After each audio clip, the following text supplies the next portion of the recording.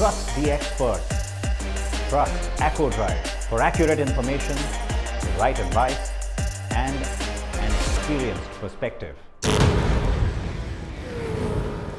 Shakespeare said, "What's in a name?"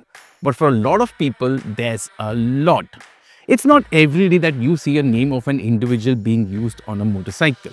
What's even rarer is to see the name of the founder being featured on a bike. This is the new Jawa 42 FJ. The FJ stands for Franticheck Yanicheck, the founder of Jawa. I hope I haven't butchered the name of this person. Yes, this motorcycle has been in the market for a long time, and classic legends took their own sweet time to give us this bike for a review. But you know what? Patience pays, because we are in beautiful Arunachal Pradesh to ride this bike and explore the culture of the land. As you can see, I'm standing in a nice, beautiful tea plantation. So let's have a kadak chai before we start this kadak ride.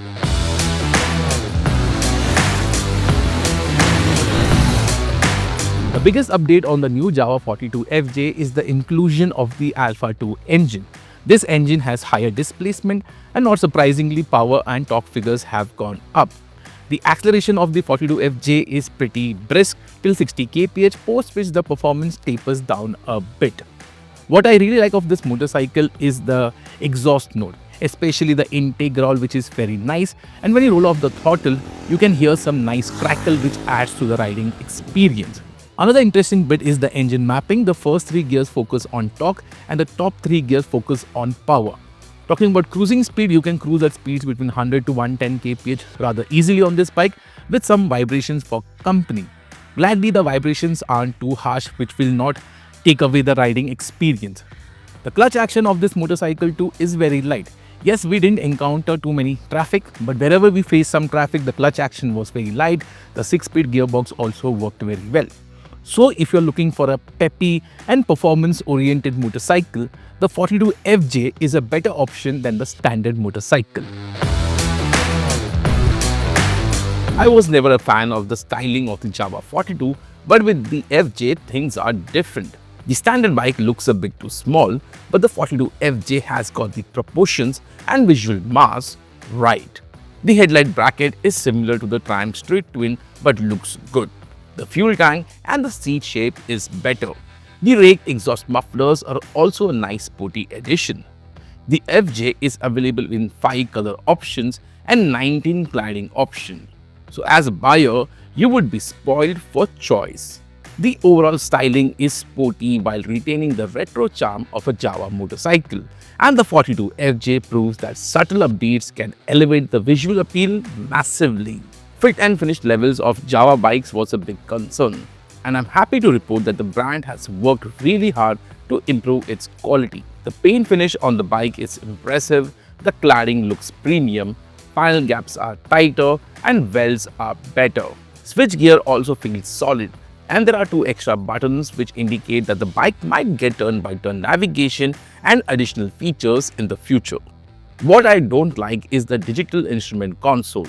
The screen looks cluttered and is impossible to read under direct sunlight.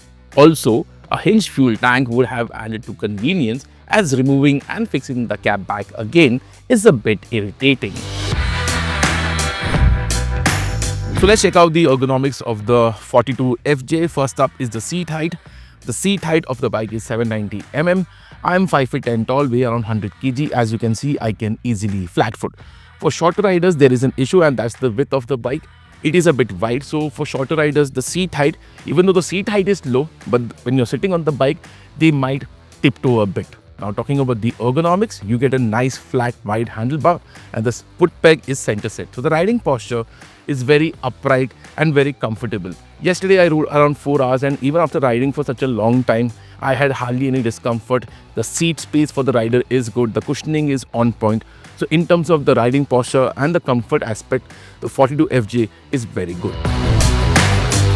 The main frame has remained same, but Jawa engineers have changed the subframe, and even the swing arm of this motorcycle is longer.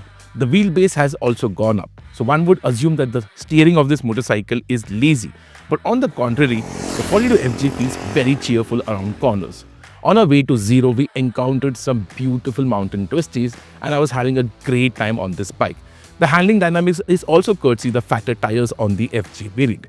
Okay, it is not as precise and focused say like a KTM 250 Duke, but by roadster standards, the handling dynamics of the 42 FJ is very enjoyable.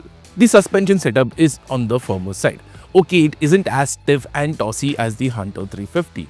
While coming to Ziro, we rode through some very bad patches of road and the ride quality over them was decent, but you have to make sure the momentum is very slow over potholes and broken roads. One aspect that really impressed me is the ground clearance of the bike, as we went through a lot of ruts and everything, but not even once did the bottom end of the bike got scraped.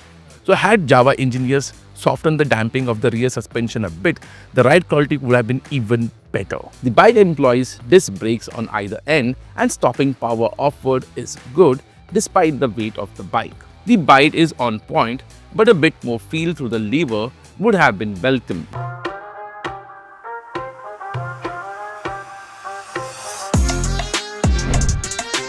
It was my second visit to Arunachal Pradesh, but my first trip to Ziro.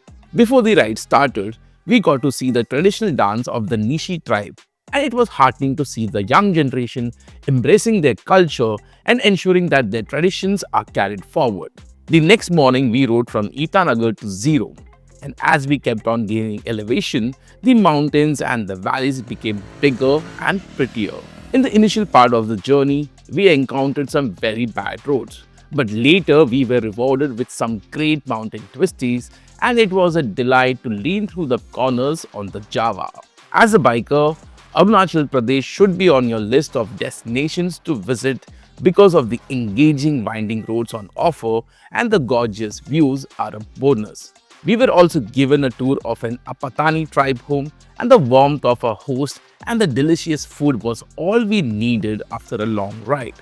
The people of Arunachal are very welcoming and easygoing, and we felt at home wherever we went in our journey.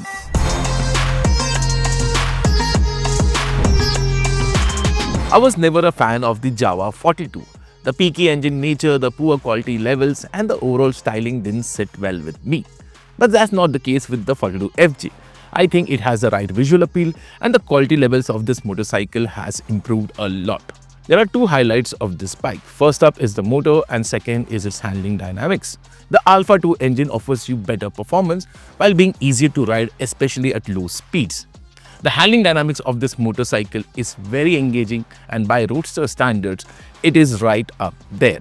Even the pricing of this motorcycle is on point and between the 42 and the 42 FJ, my pick would be the FJ for the kind of premium that you have to pay. So would I recommend this motorcycle? Yes and no. Yes for the motorcycle and no for the history of the brand regarding after sales and service issue. Having said that, Classic Legends has been trying very hard to change its brand image. It got fresh investment recently which has not only improved its motorcycle but also after sales. So if you are willing to give this brand a second chance, the 42 FJ wouldn't disappoint you.